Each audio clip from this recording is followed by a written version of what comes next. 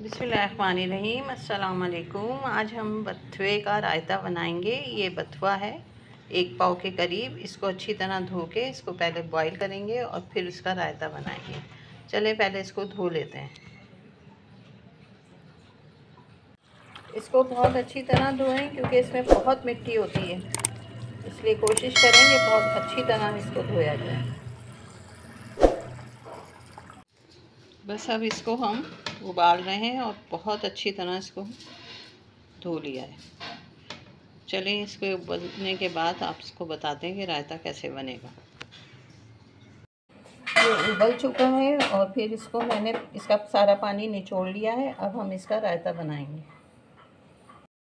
अब हम बना रहे हैं रायता, तो इसमें डालेंगे हस्बे पसंद नमक,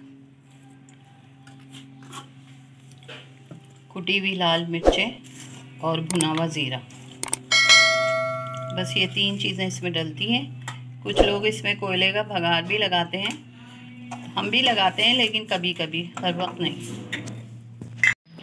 आधा टीस्पून हमने ज़ीरा भुना हुआ डाला था और 1 टीस्पून कुटी हुई लाल मिर्चें।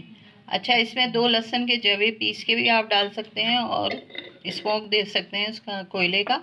लेकिन ये दोनों चीज़ें हम लोग इस्तेमाल नहीं कर रहे हैं। हम बिल्कुल सादा सा रायता बना रहे हैं। तो इंशाल्लाह आपको ये रेसिपी अच्छी लगेगी। तो अगर अच्छी लगे तो लाइक, शेयर और सब्सक्राइब कर दें। अब ये जो मैंने बनाया था उबला हुआ, जिसको पानी मैंने निचोड़ लिया था, इस तरह से इसको तोड़ के डाल दें। ये रोटी से भी अच्छा लगता है और अगर आप चावल वगैरह में डाल के खाना चाहें तो उसमें भी डाल के खा सकते हैं। बस ये इस तरह हम सारा तोड़ के इसमें डालते हैं, मिक्स करते हैं, फिर आपको इसकी फाइनल लुक दिखाते हैं।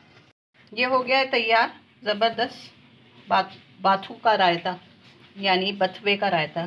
तो अगर रेसिपी अच्छी लग रही है तो लाइक, शेयर और सब्सक्राइब कर दें और दुआओं में याद रखें, क्योंकि हम ला रहे हैं आसान रेसिपी अपने चैनल पे। अल्लाह हाफिज़।